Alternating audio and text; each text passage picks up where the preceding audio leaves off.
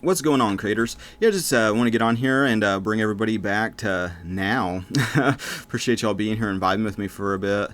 Yeah, today I'd like to talk a little bit about growing more empowering assumptions and beliefs.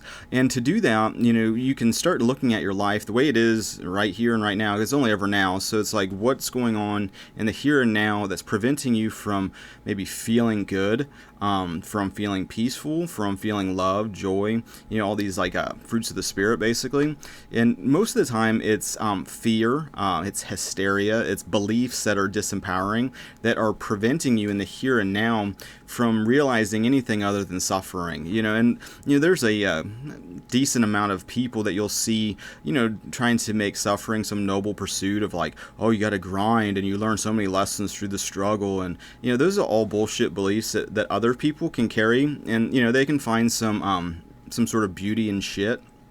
But, as someone who has just done a lot of that bullshit, it's like, well, where's the end of that then? If it's so awesome to struggle and have everything be super inconvenient and have everything just be some sort of uphill battle, you might, you want to paralyze yourself, just make it more hard. You want to have somebody cripple you and have you be in chronic pain on top of difficulty, on top of people around you dying, on top of sickness and all this bullshit. It's like, where does that line end? And once you take it to the furthest extent, then that's when you start to realize that this is just nonsense. So it's like, once you identify a belief as being disempowering, limiting, ultimately not reflective of who you are in Christ, that's the time you bring it to awareness, you bring it to God, and ask for a new thought about it. Ask, what is a different way to perceive this? Because the error in thought and the solution comes at the same time, fortunately, because it's only ever now. So it's like, whatever is going on in your life, whether that be maybe a difficult marriage, difficult job situation, lack, scarcity, whatever, however this is manifesting, realize that, it started in consciousness first and it'll end in consciousness too. And as it ends in consciousness, there's a kind of a ripple that goes out, and that ripple goes faster and faster the more that you drop your beliefs and your assumptions about linear time, which is also an illusion. But, you won't know it's an illusion until you stop believing in the realness of like, well, there's past, present, and future. There's this progression. I have so many limited amount of finite years but it's like all of those things are just stories that you're telling yourself in the here and now. Is basically.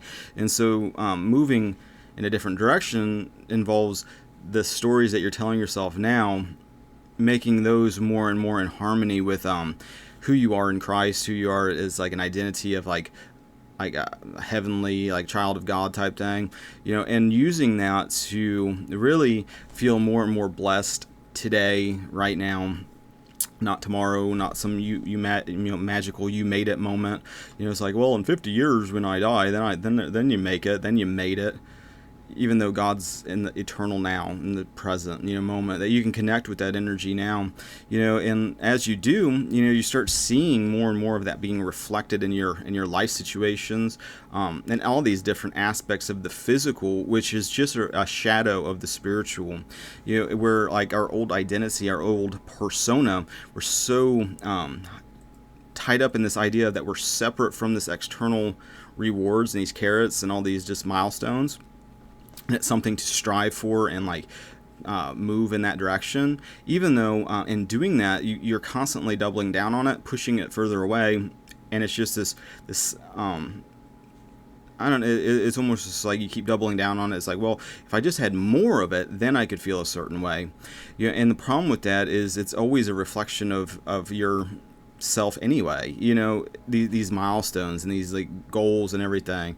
Not to say there's something wrong with that. It's like, I think it's important to grow and evolve and expand, and in doing that, showing others what's possible, and with God all things are possible. So it's like, if you are going to take on that kind of belief, it's important to then reflect that, and so which you already are reflecting all these things consciously and unconsciously. And so everything going on is in some way, even the fearful, horrible, hysterical, suffering shit that's going on, a lot of it has to do with beliefs in like a quote unquote secondary power of like, oh, some satanic evil is going to attack me and then make my life miserable. And, again, examples of limiting beliefs and assumptions. But, it's, this is going to happen and then I have to pray to, some external deity to help me, and all this type of stuff,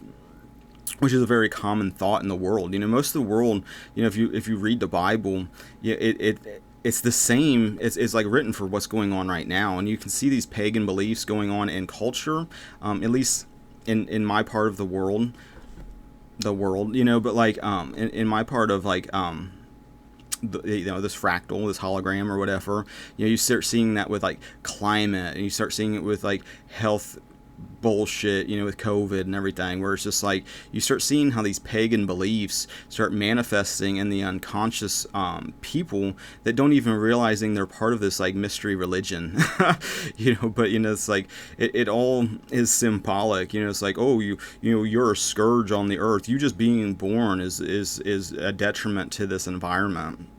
It's like, what kind of bullshit, this is fucking stupid, but, people believe these things, and it's reflective of a state of consciousness that is already outlined biblically, which if you look at the Bible, from multiple perspectives, one of which is those perspectives of this is all expressing a state of consciousness, and all of these different, these types of archetypes, these type of, archetypes, are laid out as states of consciousness that we pass through on the development of our consciousness, of our soul as we grow and evolve.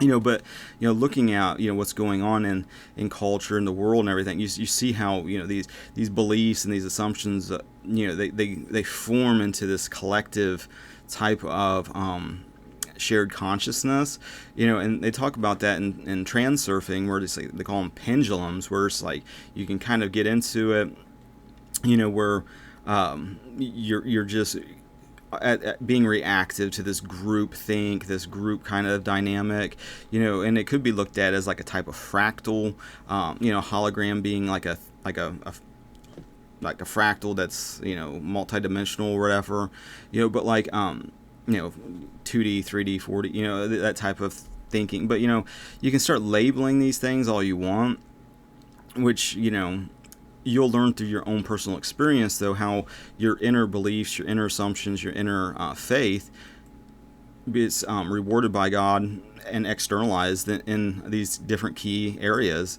And so knowing that, you'll grow faith either way, whether you're going to continuously let your mind fixate on the undesirable, what you fear, and then because you believe in whatever the fear, whatever this mental story that you've created, that energy then starts to draw it to you like a magnet, unfortunately, for people that are unconscious. It's like they're unconsciously manifesting this this separation, but then they're also then drawing what they fear to them like a magnet, and then by not making the connection of like, well, I had something to do with this, then it's like, oh, I can point my finger at somebody else, I can blame all of these different things except my own inner world, having any type of effect or whatever. But it has a gigantic effect, and you can start to see that as you become more and more mindful, because even if you're getting undesirable things manifesting, you can connect the dots looking backwards of how a thought, a belief, that inner conversation has now manifested in an undesirable way. And you can stay in that kind of like mode, which is most of what the world does, is as like the unconscious manifests around people, but there's many worlds going on at the same time. It's like people are occupying different states based on their vibration, their energy, what their consciousness is, and it's reflecting a state of being. And there's either two states of being, cursed and blessed, according to the Bible. There's the Antichrist spirit, and there's the Christ, the Holy Spirit. It's that's like this binary situation, but ultimately the binary is an illusion, because there's only God, there's only one creator, And that's, according to Jesus, one of the most important commands. Hear, O Israel, the Lord our God is one. And if you look into the Old Testament, there's like a verse where it's like from one of the prophets, talking about how God makes the dark and the light. So I can pull that up for people that might not be informed of that. But like it's important to have all the cards on the table and trying to get to the bottom of some sort of truth.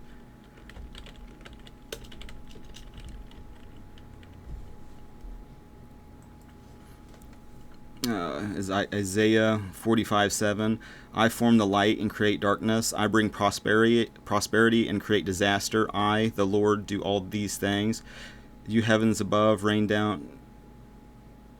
Yeah, I think that's pretty much it. But like So in kind of using that as a guide, you are connected with your Creator. So it's like, a verse like that, if you start to apply that to your own consciousness, it's like you can see how the unconsciousness can create the darkness, can create the hysteria, can create the suffering, but by that same energy, have the opposite effects, where it's like, blessed, heavenly, prospering, abundance, health, well-being, all of these things. It's just how you're using that one energy, and you're using that through your consciousness by the inner conversations, your beliefs, your assumptions, and most importantly, what you're bringing to the here and now regarding your identity.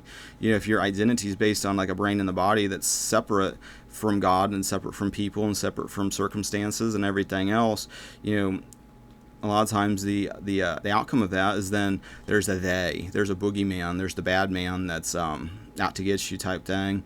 And you can see that reflected in all sorts of cultural things in the United States, at least, with even governments and micro, what's going on in businesses, what's going on in like that kind of world. But it all starts with you. And so it's like, if you're really in it, if you're really in the beast kind of mentality, that's really going to be kind of the world that you're seeing and experiencing. But if you're focused on seeking the kingdom of God and God's righteousness, and it's like, well, what does righteousness mean? It's like part of this is like you're kind of defining these things through your own walk with God. Just my take on righteousness is just right-mindedness. Looking at seeking the kingdom, which is within, according to Jesus, and the right mindedness, the right kind of use of the laws of consciousness is how I kind of interpret that. And the more that you put this to practice, the more you see faster and faster, especially the more that you let go of the belief in linear time, that then there's not the stumbling block. There's not this well, it's going to take 3 weeks, this really difficult manifestation, it's maybe 6 months, a year. It's like, it's now, creation's finished, and it's like the more that you believe it, the more that you see it, it's by your faith is done unto you, and it's like, well, that's a bold claim. It's like, well, do it for yourself and see, it's like, because you're already doing this. You're just, the dark and the light, you're doing both of it, based on your consciousness and the stories you're telling yourself. And you're reaping exactly what you sow, So, if there's a bunch of weeds and bullshit and drama, well, the easiest way to then start to make that change is to look at the areas where there's the bullshit and the drama and this is just not working correctly, and it's obviously an issue, and see, kind of just become more and more still and mindful, and look at the story that you're telling yourself about, oh, I'm just never lucky. I just don't ever get any breaks. Oh, that person's I'm just surrounded by snobs. Oh, I'm just surrounded. Whatever you're telling, it's like start changing that story, and you'll be amazed, as you do, and start focusing on what you actually want, what you desire to experience is just probably just more love, more peace, more joy, just more God, more heaven. But a lot of times we want to do that in like the physical way. There's nothing wrong with that, because everything that's physical has a spiritual root, and that spiritual root is what we're trying to kind of experience. But you start holding on to that more and more so in the here and now, based on what you're telling yourself about what's going on in your life. It's like you have two people in the same room, very similar situations. One person could mentally be in a state of hell. Another person could be occupying that same space in a state of bliss, even though they've gone through the same shit. It's all about the story that you're telling yourself about it and your relationship with God, in connection with all that, and so it's like, the more that you develop that relationship, and the more that you realize it's not you that does the work, it's God within you that does the work, you can kind of take your hands back, because it's like, our old mindset, I've noticed this through like starting businesses, where it's just like, in the old kind of way of like force, and I'm going to move shit around in the physical world to make something happen, and you're just grinding and grinding and grinding. It's like, oh, I'm going to pay this money for these ads, I'm going to pick up the phone, I'm going to make the shit ring, I'm going to pound it, I'm going to work every fucking minute of the day, 7 days a week, I'm going to make this happen. And, on some level, if your mindset, believes that will work, it's the same thing, and then, okay, well, then that can be what you're experiencing. But if you're always kind of like putting the customers as being separate from you, or putting, if you're doing media, you're putting people that are into what you're watching separate from you. Like if you do music, it's like your fans are separate.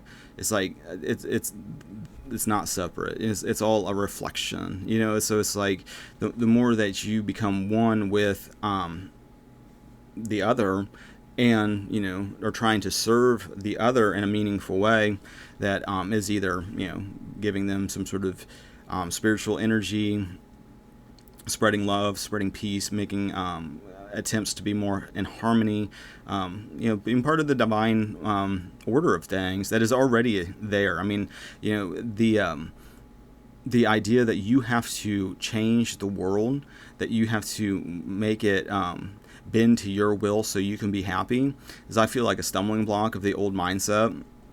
And it's a disregard for the fact that everything is perfectly reflecting your inner conversation, your inner man. And some people's the inner man, is like satanic or whatever, and it's like that's what they're experiencing, just more and more separation, more and more fear, because again, it boils down to fear and love. So your inner man is either fear, which is something you've actually created, so like this idea that it's some external being that's something to be afraid of, that might be like possessing you, that's something to let go of that idea. But it's like, when you realize that Jesus, according to the Bible, is within you, it's like whatever inner being you're one with, what you're in harmony with, that's what then externalized and mirrored and everything else. And so getting more and more alignment with that, with the new creation that you are. It's like everything is new, you are new, everything is new. And so all of these old stories need to be either evaluated, looked at, dropped, entirely, or, built upon. It's like, some people have really solid like foundation, and they built a lot of good attributes with that good foundation. Other people just experienced a shit show for years, and so it depends on where you're at with things, on whether you got a shit show or what's going on. But like, that's on you to start to work on those things, and you're always working. I mean, you're always doing it. It's like what are you doing now? Are you focused on what you don't want, and the worst case manifesting, and how life is difficult and frustrating and a battle, and you need to continuously suffer, and there's going to be some point to it? The only point to suffering is to stop. It's just to go, oh, I'm doing something stupid and wrong, and I can choose in this moment right here and now to stop doing that, and start focusing on more empowering thoughts. Most of what feels bad and wrong, is you're actually thinking evil, and hurting maybe another in consciousness, not meaning to, but it's like you're attacking them. Maybe you got in an argument with somebody and you're attacking them, and it's like, what you want is peace, but you think by attacking them that's how you get peace. It's the same thing with like death. It's like, oh, that person's suffering, and so they need to die to stop suffering. So what you actually want is peace, them to be in peace, you just don't know how to do that. You know, it's like, oh, it's just better if they just are dead and they're not whining and hollering and crying and suffering and, you know, looking like they're having a difficult situation. You know, instead you could start, focusing on them just being at peace now, not really caring how it manifests. You know, just being, more in a state of looking at them as like a mirror on some level. So it's like, oh, if you see them suffering, you're seeing part of yourself that's suffering. And so to heal that, you start to heal your own thoughts and beliefs and assumptions about what's going on in the here and now. You know, and it's all about your point of view. There's a guy at church, recently just died, kind of abruptly. He had a serious medical thing going on, but he had this kind of Hail Mary surgery, survived it, and it's really hopeful for him that it'd be a miraculous recovery.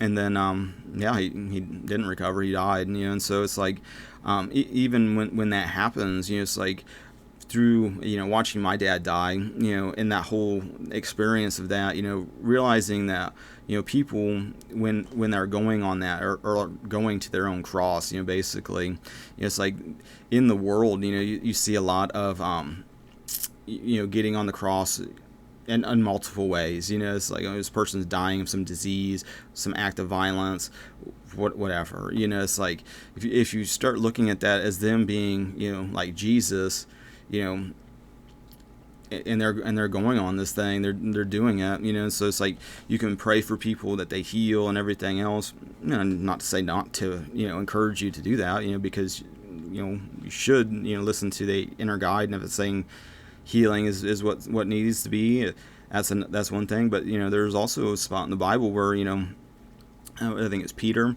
when Jesus told him he was going to be crucified, he's going to die, he's going to go through this whole ordeal, he's just oh no, it can't happen like that, blah blah blah, and instantly, Jesus was no, it's get behind me, Satan, is what he said to his friend. It's just realizing that sometimes we can be in that situation where somebody's on this path of going to their cross on this way, and they're physically playing it out, and they're going to embody it and do it, and it is what it is, and so not to say that, not to encourage that, it's I feel a big part of moving forward is realizing that you've already been on your cross. It's you have been suffering, you have been, dealing with all this drama and everything else, and it's time to connect with, but, part of that I feel is part of your relationship with God, where it's just you're going through that experience, that shared experience that you're going through and Jesus already went through, and you're